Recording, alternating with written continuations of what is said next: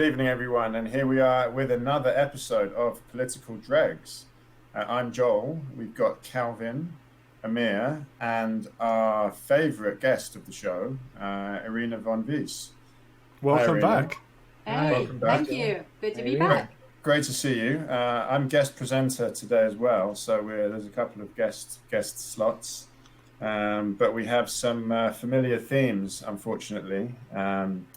Including the complete breakdown of law and order in London, combined with the tragic events that we've seen in America. So a lot to consider, and obviously all of that against the backdrop of a global pandemic that seems to be easing off, but doesn't seem to be easing off if you are a protester. So what do we think about that, everyone? Where to start, Joel? I mean, well, I think firstly we should say that it was horrendous and horrible what happened in America with the killing of George. I think it was murder on part of the police officer, and I think justice will be served. But, and there is a but in this situation, there is a right way and a wrong way to protest. I don't think violent looting and setting buildings on fire is the right way to protest this issue. But also, I cannot stand when we import America's drama into this country. We've got people right now in London protesting, not just protesting, but rioting and being violent towards our police about a foreign affair. It's absolutely bonkers. It's just people looking for any excuse to be horrible people.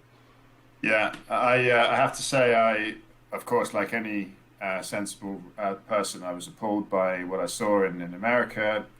The guy was murdered. The police will hopefully be charged. There's horrendous police brutality in the US, and that's an issue that they have to deal with. But I was somewhat had a lot of trepidation about the demonstrations spreading over to London, and I felt there's something not right here, and it's going to be the same sort of crowd that's going to emerge. The usual renter mob are going to emerge. And then I heard a guy this morning on GMTV, our favourite show. Piers Morgan is a fan of the show, of course. Hi, Piers. He was saying that he was protesting about racism in the UK. Okay, fair enough. There's racism in the UK. But then he said we're also protesting about the fact that we don't think the schools should be open. And I thought, what's that got to do with it? And also, why would that mean that you would want to go on a mass protest if you think that the school shouldn't be reopened? And then he said, we're also protesting about this government's response to the pandemic. And we're also protesting about Islamophobia. And we're also protesting about something else. So I just lost him at that point. And then my suspicions were confirmed with the horrendous scenes that we're currently witnessing right now of British police being attacked for, as Calvin says, a horrendous incident that happened in another country. There are so many horrendous incidents that happen in other countries. Why would our police be to blame for that? But what do the more liberal guests think of that? Irina, what do you think? Thanks, Joe. So as always, when you invite me on this podcast, I'm going to inject a bit of controversy here, if I may. And please do. That's why we like you. To play the devil's advocate as well. But no, this is so I see it from a slightly different angle. And having lived in the US for 3 years altogether, I know it's a different place. I know it's very, very different, and I think there is an inherent violence in the culture there, which we don't have here. And the scenes there were absolutely horrendous.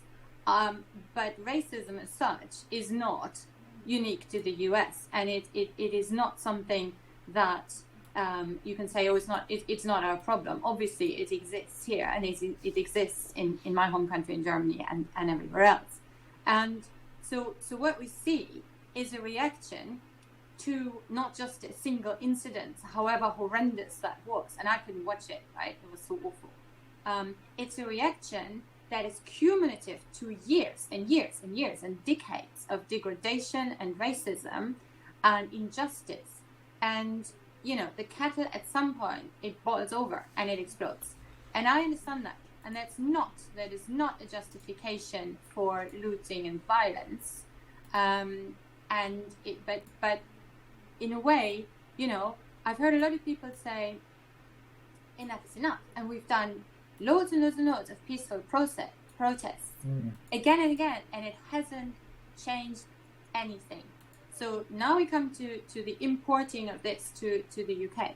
I'm one of the people who wants to go to the protest on Saturday. There's a big march going from Parliament Square. I thought about this long and hard. Should I go or should I not go? What about social distancing? Would I endanger more people by, going to a crowded place, potentially not being able to distance? What if it's violence? And actually, I'm going with my 15-year-old daughter because she is adamant she wants to go. And so I partly want to go to protect her. But actually, for me, this is really an important issue. And of course, we'd leave as soon as there is any type of violence, and we'd also leave if it gets too crowded. But being there, what is it? Sorry, a sign of solidarity. Can I interrupt? With the US protesters. Please, Yeah. Amir. Can I interrupt? Sorry. What is the point of protesting if it ends in violence? Because isn't the point of protesting to persuade people who don't agree or don't understand the issues that you're protesting about, and to win them over to your cause? And then when it ends in violence, you've lost your whole argument. The whole point of all that time and effort and energy that you invest in going out and organizing and mobilizing and strategizing, as Killer Mike said on the video a week ago, and you've lost it. You've lost the whole case because it ends in violence. And what we're seeing now, and this is the other problem, we're seeing fringe groups, I don't want to name them, but the far right and the far left, who are disrupting these protests. Yeah. They're injecting their radical views, their radical ideas, and they're hijacking these protests partly because these protests are an emotional kind of overflow. Like, people have nothing else. They just need to express themselves in some kind of solidarity. But Amir, that is precisely the point.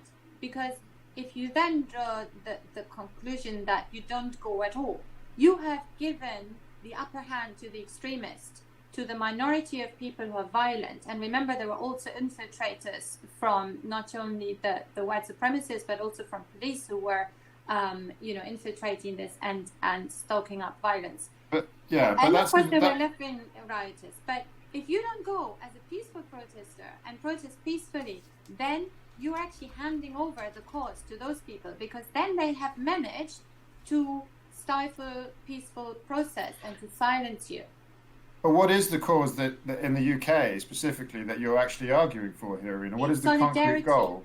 It's solidarity, Joel. It's to stand by the people who are victims and have been victims for so many years in the US and elsewhere. And it is also to say, look, it may not be as bad as in the US, but, we have had Stephen Lawrence, we have had racist murders in this country as well. That was a racist murder by other racists, though. That wasn't by police. That was a racist murder by thugs who killed him. And the police then failed. Finally, a couple of people. Well, they did fail, but eventually, he did get justice. They only investigated after massive public pressure, and it's that kind of pressure that is the intention of the peaceful. I mean, the solidarity thing is correct. It's not correct. The solidarity thing is rubbish. What about people in Catalonia? What about the people who democracy is failing them in Hong Kong? What about the people? The black democracy in Zimbabwe? Where were people protesting these issues? Where are people protesting what's going on in China, in Iran, in Iraq? Why is it this American cause that in particular people are choosing to protest right now? No, I protested for people in Hong Kong. Not a lot of these people. That's what Calvin's saying.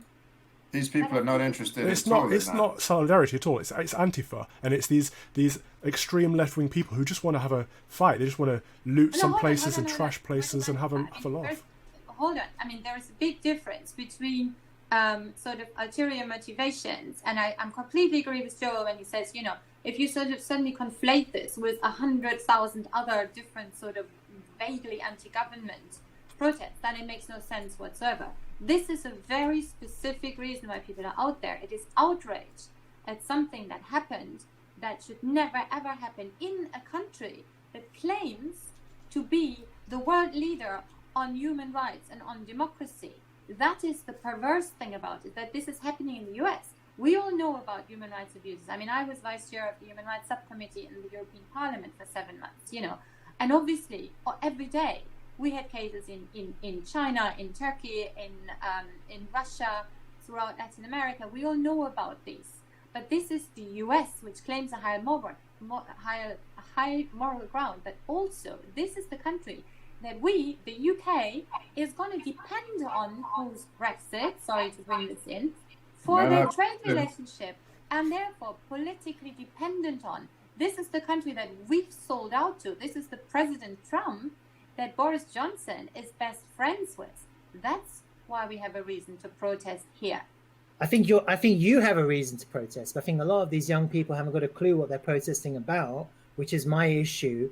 I don't see them writing letters to the MP. I don't see them knocking on people's doors. I don't see them on the high street collecting petitions. Don't assume that. My daughter is 15. She doesn't know what she's protesting your daughter's about special, because obviously. She's following the activists' social media feeds. She's following what's happening in the US, and she's actually really emotionally involved in this. It just doesn't seem to me to be a political demonstration as such. For instance, you were a very effective campaigner, Irina, as was Amir, ultimately, in the end, having switched to try to stop Brexit, for instance. That is a campaign that I didn't agree with, but I could understand. You had huge demonstrations to try to achieve a specific aim, which was to stop Brexit. Didn't work, but it nearly worked. And as a result, that is a political campaign. This is not a political campaign. I just don't understand what the goal is. And until there is a specific goal, in fact, it's counterproductive. How is it? It's actually unhelpful for the cause, because all these protests, all of this violence, and the looting and the fire setting of buildings and stuff, all of this is noise that's drowning out what could have been a good protest to instigate some legislation in America to make it easier to prosecute. That's America. What about the UK? But this is the thing. In America, these police are protected, and they have problems with the unions. They have problems with legislation. This is what the political campaigning should be about. Why we're campaigning over here, I don't know, Amir. I still haven't uncovered that. Well, look, you say you don't agree with solidarity, but let me just explain what I'm talking about. Yeah, it's an overflow of emotion. You don't know what to do, but you want to show that you care. And so you come out, you light a candle. That, for me, that's solidarity. If 10,000 people came out and they lit a candle and they said a prayer and they took a knee and they were silent, that would be a great demonstration to show the America that the people in the UK are with them. That's solidarity. I agree with that. My issue is when it ends up with people outside of Downing Street saying, fuck Trump, fuck Boris, fuck the police, fuck our way of life. I like our way of life. I love this country. I actually don't want this country to become some radical left-wing or right-wing extremist state. I like the way things are here, and I don't want it to change. But nobody wants to transform anything to anything radical or left-wing. And also, I have an issue with the sort of protest, looting, rioting. These are different things. The protests that are legitimate are peaceful. Okay, which ones have been peaceful so far? The rioting and the looting is an abuse of the right to protest. I completely agree with you. And let's not remember the vast majority of protesters, both in the US and here, were peaceful and social distance. By the way, if you look at the pictures from this afternoon in Hyde Park, they were. There was thousands of people in Hyde Park. I'm going to put the picture on the screen for the viewers. Please do. And we'll have a little vote as well. The reason why the protesters came out is for the same reason that we had people who came out to protest when Charlie Hebdo happened in Paris, right? Just with Charlie. It's because you identify with those people who have been wronged. Because whether we are black or white or whatever, we are humans. We stand with people who are being treated in an absolutely appalling way. It's as simple as that. And the other reason that I already stated twice now, but apparently I have to repeat again, is because our government has aligned itself with Donald Trump, right? And no, I don't want to change the things that are here. I like my freedom, and I think this country is a free country. But I do not like our government. And I certainly hate the US government And that doesn't mean the US is a bad country and doesn't have freedom. It does, but the government's endangering this. And Well, let's Johnson isn't as bad as Trump. But what is he doing? He's aligning himself, maybe grudgingly. Maybe he doesn't want to, but he obviously has no more other options than to align himself with Trump. And that's what I have a problem with. Fine. So let's move on to that area, the area of no deal, which I'm sure is looming, and I'm sure you have strong views on, Irina. You bet. It seems to me that we are moving towards no deal for two reasons. One is because the government, frankly, needs a win for its voters. I don't actually support no deal. I was a Leave voter and famously was in favour of the deal, May's deal, and got a lot of abuse from all sides for that. As well. But that deal was completely undermined from both sides, from sort of the Irina side of total Remainers who were totally opposed to any kind of wants to overturn the referendum result, and also from hardcore Brexiteers like Calvin, who felt that it was a sellout and it was the same as staying in the EU. Again, both plausible points. But now I think we're at the point where things have become so polarized, kind of like the American situation, that no deal is now a tangible goal and a win for anyone who voted Leave. And I don't really feel comfortable about that. But when I see the attitude of the EU to all of this, and Michel Barnier and the way that he's insisting on continually trying to punish the UK, I do feel radicalized in a way to want to go for no deal purely because I cannot stand the way that the EU have attempted to treat the UK. So what do you think about that, Irina? Well, as you can imagine, I totally disagree on this. First of all, I mean, I know Michel and I work with him. He really is a reasonable guy, but he doesn't take him, he doesn't allow other people to take him for granted or to take the EU for granted. And all, I have read the EU brief, and it is actually perfectly reasonable. You have a club member who wants to leave, fine, but then the club member wants to still have, cherry pick certain access rights because they're great for them without having to pay. Sorry, that's not how it works, right? You don't pay. You don't contribute in all the many other ways that Britain has contributed. So, but you do still want to have access to free market because you realize that, oh shit, 46%, 47% of my exports go to the EU. So we better keep the market open. But we are not going to allow any alignment, and we're going to dump down on standards. So that's what's happening. Sure. Okay. Is Fine. that actually Britain has absolutely no negotiating a brief. Like, they're completely chaotic in what they want and they don't want, and they lied, right? They lied about the withdrawal agreement. They're backpedaling on various promises that were made, including the Northern Ireland and UK border, where now, oh no, we're not going to have any border controls. Oh shit, yeah, actually we need border controls, right? Because that's not going to be an external tariff border. I agree with you. I don't like that aspect at all.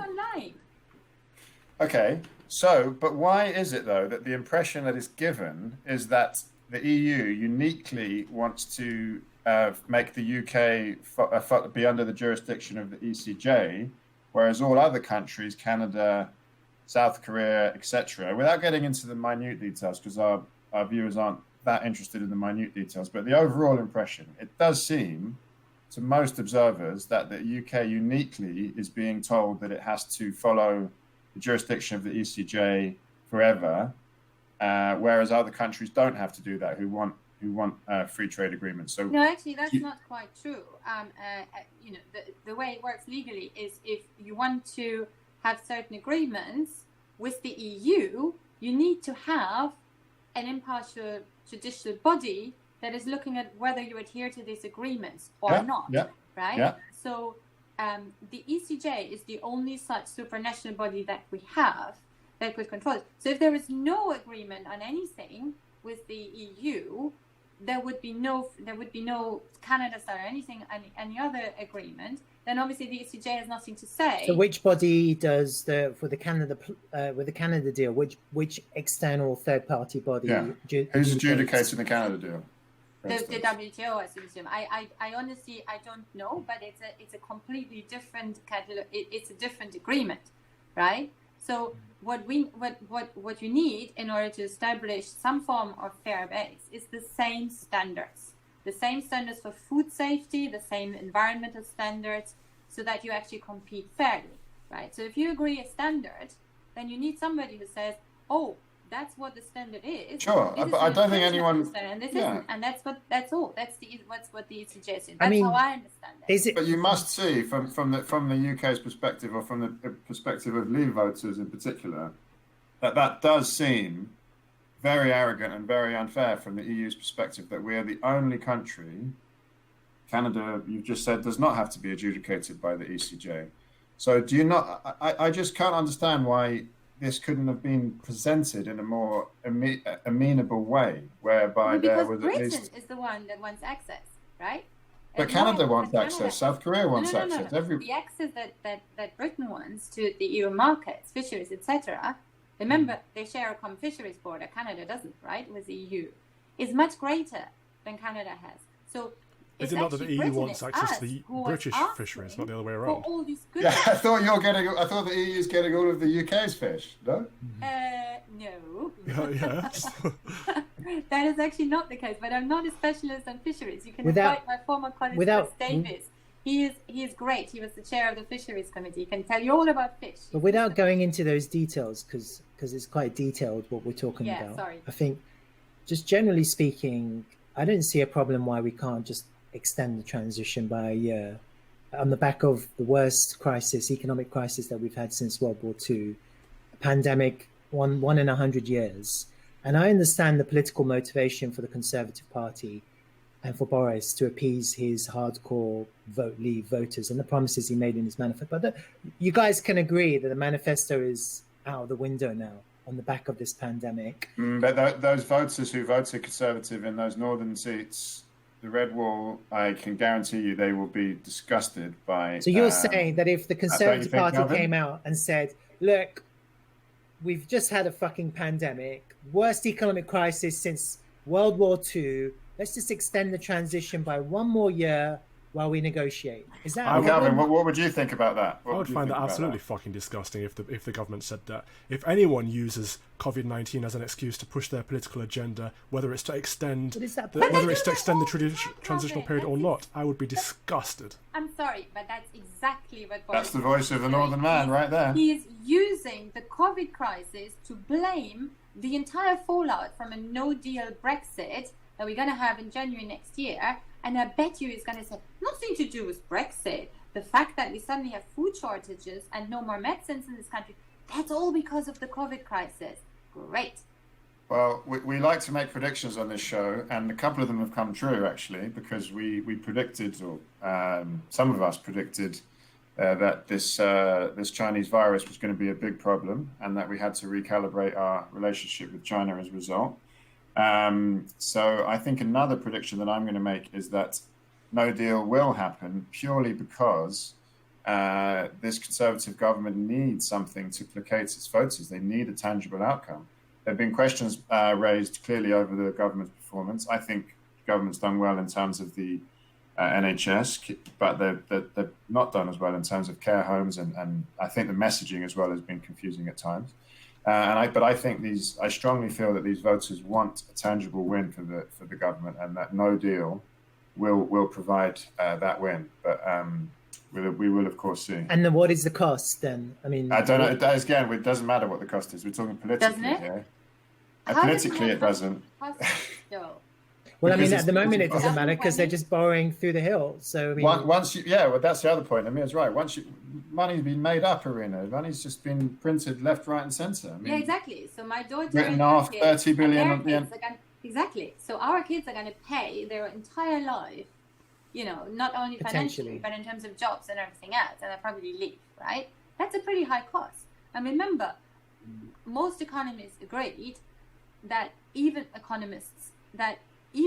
without any pandemic, a no-deal Brexit would be absolutely catastrophic for the British economy. Now we have that in addition to the worst crisis we've had since World War II, as Amir said. That sounds like crying wolf to me. Irina, I have a question for you, actually. I have a question for you. Another one. Do you think, let's just say that no deal is going to happen, okay?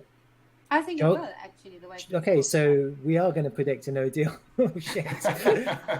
In Sorry, 6 months' but time. So yeah. anyway, no deal's going to happen.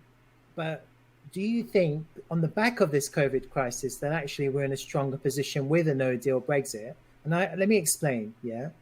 Right now, the EU is in crisis because of this pandemic, much more, I think, than our country, because we can just do things and get things done. Like we have a majority in the parliament. We have relatively speaking, we have a one-directional leader who's going in one direction, and he can take everyone with them. They have no choice for the next 4 years. Whereas in the EU, you have a lot of the Mediterranean countries are going to struggle on the back of this crisis. And a lot of them now are talking about how they don't know what to do about the money. And that's going to be a big issue too, because they won't be able to carry the burden of the debt, which is being forced upon these countries. So actually, do you think that we might be in a better situation with a no-deal Brexit on the back of this pandemic? Is it possible? Most definitely not, Amir, is my answer. And I'm sure others will disagree with this. But I tell you why. So first of all, the EU made lots of mistakes, okay? I'm not an apologist for that. And having worked there, I know their shortcomings. And the beginning of this crisis, they were incredibly disparate and really, I thought this is going to be the end of it. But they managed to pull themselves together. So what you have now is a system of solidarity where some people pay and others get paid.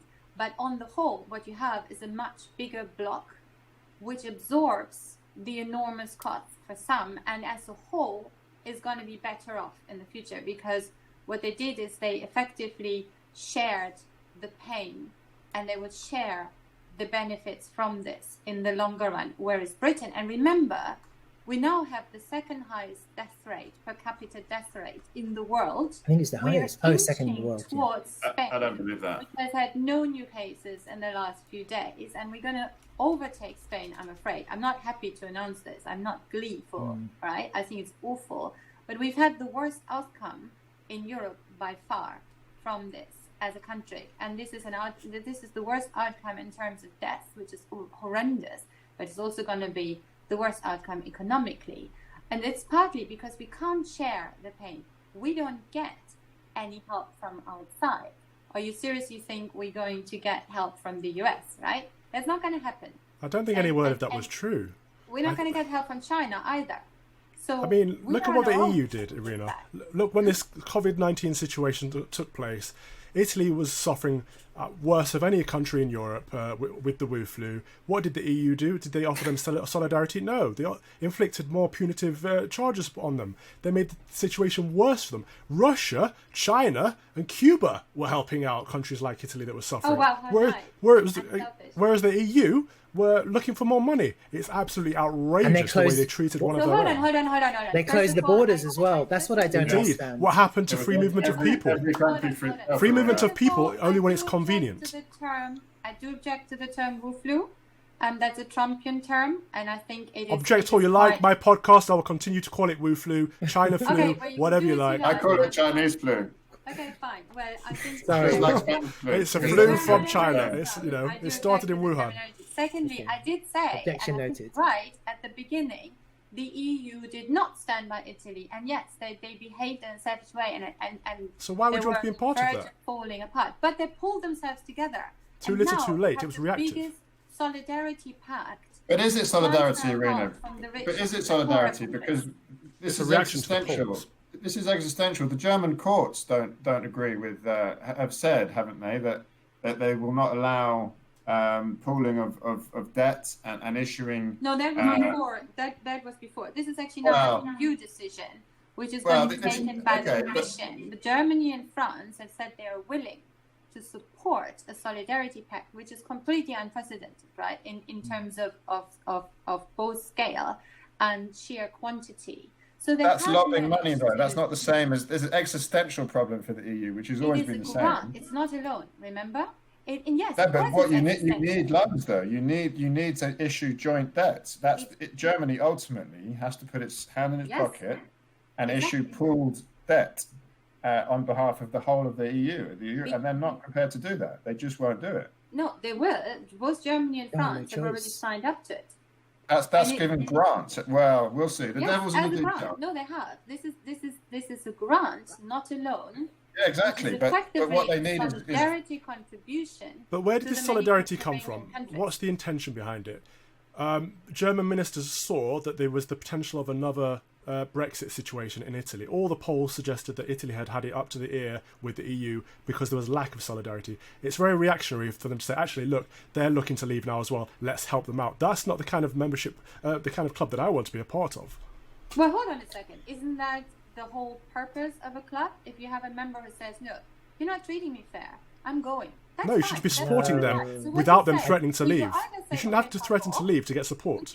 Which is what they can. Or you say, right, okay, we're going to make your fate better. We're going to have a fairer system. We're going to give you a little bit of help, and that's what they did. And that's how a club works. And if I join a club like a gym, if I'm a member, I shouldn't have to threaten to leave before I get some benefits. Look, the UK asked for very, very small changes to our relationship. We've asked for it for years and years. We couldn't get it. The only way we got offered anything was when we threatened to leave, and we didn't get enough, so we left. You shouldn't have to keep demanding. And that's absolutely fine. That's everybody's prerogative in that. But the point is, you shouldn't have to. What I'm trying to say is, you can't now blame the EU for actually helping their weakest members. Because I'm not saying the motivation wasn't right. I'm not blaming them. I'm saying the motivation wasn't correct. They should have done it earlier, but the motivation is the right one. But it's a sticking plaster. It's a sticking plaster solution, Irina. Structurally, in the long term, EU will never work unless Germany issues pooled debt for long-term euro bonds that are securitized against Germany itself, and they won't do that. I don't think they won't do that. But that is a systemic problem that you have in every type of club that has inequalities. It's no different within Italy. It's actually no different in Britain when you look at income distribution in Britain between the southeast and the north, right? In Britain, you don't have the powerhouse in the southeast and London. And you give some of that money to the rest of Britain, the whole thing is going to collapse. No, but ultimately in Britain, people are going to work. They're just going to get down and get it done. Whereas in the EU, especially in the Mediterranean cultures, you have a completely different culture. Oh, hold on. Did you know that productivity actually in countries like Greece is higher than the UK? Just saying, look it up. Oh, wow. So it's a little bit discriminatory and xenophobic to say I will look it up. But, per capita productivity is higher. It isn't about the culture. It's about the hot weather. It's about there's different factors in play. Actually, it's about bad government, Amir. It's not about culture. It's not about productivity. It's about having dreadful governments, and that's true for Greece before this one, and that's true for Italy and others. But arguably, and I would argue that is also true for the UK today, and that is what harms the economies, and that is what makes them less productive, not the people and not the culture, and certainly not the weather. So you're saying a 2-hour siesta in the afternoon, like in Spain? That's a myth, Amir. It isn't a myth. It isn't a myth. My father moved to Spain. I went there about 15 years ago. Everyone was closed in the afternoon. I was like, why are the shops closed? I couldn't understand why things were closed. Maybe because people do actually work quite late in the evening, and I'm saying that having lived with a Greek for 16 years. The truth is that Greece, for example, just an example, has managed to get through this pandemic with, I think, 70 victims, 70 deaths. We have 40,000. Okay. And that is and Greece is a poor country with a very, very weak public health system. They would have been overwhelmed because they only have like a few hundred ventilators in the whole country. They managed to get through this pandemic. Yeah, but there's another reason behind that. There's another reason behind why Greece had less deaths, and I don't think it's got to do with what you're kind of pointing to. Obviously, people who had pre-existing health conditions were vulnerable, and in this country, there's a lot of people with pre-existing health conditions. Maybe it's because of their food choices, their lifestyle choices. What are you talking here? In this country. Yeah. Whereas in Greece, maybe their lifestyle choices and their food choices allows them to have a stronger immunity. What about Italy? Greece and Italy have very similar cultures, very similar lifestyles, you know. I just don't think it's so clear cut had to a say dysfunctional that government, and Greece didn't at that point in time. I just Does don't anyone- think. Yeah. I'm uncomfortable with the way that these international comparisons are made, though. Every country has had different standards in terms of data collection, in terms of how they register the deaths. Yep. And I just think that these comparisons are meaningless unless there's one harmonized standard for recording the deaths, unless there's in fact one harmonized body. This would be one area where I think, you know, we should have one global standard for this, because otherwise. And the report said that BME are more vulnerable than white people. So you know, we have a lot of people. We have a lot of BME in this country. So it's Imagine not if like there was an for like. organisation that was worldwide that could look after health and offer advice on how to count deaths and stuff that wasn't biased to a particular country that the pandemic came from. Imagine if we had something It's like a that. shame that we've been funding the body that at least the US have done one thing right, which is challenge. No, they didn't just. The challenging is correct, but they should never have left the WHO. I don't think leaving it is correct, but I think pointing out the absurdity of China, the Chinese Communist Party's influence over that body was absolutely right. The stop clock is right twice a day, and there are moments when Trump is right, and he was right. But what Trump does is political. He doesn't does it for personal reasons. He doesn't do it because it's right. He does it because he has an agenda, and his agenda is his agenda. It's about him. Right, and he was right on that. Absolutely. One of these rare moments where I actually agree with Joe. I do think that there we go. China probably fudged this, and that the US was right in challenging this. Although I disagree on the role of the WHO here, but China is not Greece. Okay, within Europe, we actually do have a common standard, and it's the ONS standard in the UK, which is quite simple.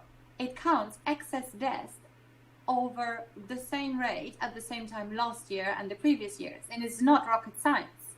And you can verify that, and we know that number is about 60,000 in the UK, direct or indirect COVID-related deaths to date, right? And we know it is 70 in Greece because these are published figures, and the Greek government is hardly like the Chinese trying to cover this up. Why do we have 60,000 people dead in this Good country? question. You know, and a fraction in most other European countries apart from Spain. Well, I can tell you why. Part of the reason why is because we had 20 million people fly into this country from all around the world. And those 20 million people didn't fly into Greece. I mean, we are an international hub.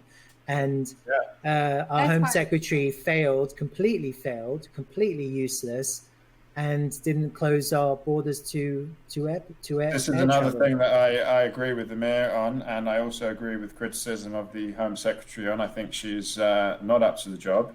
I think it's a real shame because she appeals to a right-wing audience. She's acted right-wing throughout her career. So you would have thought, if that's your cup of tea, it is partially my cup of tea, and it's definitely Calvin's cup of tea, that you would then see a delivery of right-wing policies from the Home Secretary, tough on borders, tough on law and order. We've just not seen that. Instead, we've seen this proposal to close the stable door after the horse is bolted, literally. And I don't understand it. It's just very confused. Why we were calling for a travel ban on China back in January. That's when we should have been stopping flights. That's when we should have been quarantining people. Not now, when we need the economy to recover, and we need the aviation industry, the hospitality industry, the tourism industry to recover. It's just very, very confused to do it now. And I know a lot of MPs agree with that. You're right. I think I don't understand what the Home Secretary is doing on that at all. That was a political move, wasn't it? It was very cynical. They couldn't be seen to be closing borders until the pandemic had taken hold. But even then, they acted too late. It's just disappointing. So, And this proposal, we talked about it before. This proposal, 14-day quarantine, isn't going to work. It's stupid. It's going to hold our economy back from growth. They should just test on arrival, or easy test everyone who comes into this country. I don't see what the problem is. They have an excess capacity anyway, which hasn't been filled. Of I don't know how many, 90, 80,000 per day that they can test. It's not a problem to solve this problem, but it's mad. We left the EU to regain control of our borders, and then we didn't even bother regaining control of our borders in a time of absolute crisis. All the other EU countries did, who were still in the EU. They seized control of their borders using existing EU laws that were already there that we never bothered to take advantage of. Another thing I don't understand is why we never used the sort of national security exemptions to sort of justify national policies, which other EU countries like France and Germany do all the time. We never do that, or we never did that. But even when we finally leave the EU and we are no longer members, we still don't take control of our borders. So very, very confusing stuff from the Home Secretary, I think, and just not good enough at all. And I think that will. Do you think she's gonna concede on this issue? Because what she's proposing is that Monday this is gonna kick in. Yeah, well, I mean, I don't know. I think she's unimpressive, as I said, and I'm obviously a staunch Conservative voter, but she doesn't do it for me. That's for sure. Wow, unbelievably, I think we all agree on most of that. I don't know about Calvin. Should we wrap it up on that? Maybe on that note. No, it's been a real pleasure to have you back, Irina. I hope you can come again. Anytime. And please do like, subscribe, share, retweet as much as you can. And we also hope to get Piers Morgan on. So when we get him on, we'll definitely have you on again, Irina. Yes, please. I really can't wait. Thanks. All right. Have a good evening, everyone. As always. Thanks for having me. Thank you, Irina. Bye.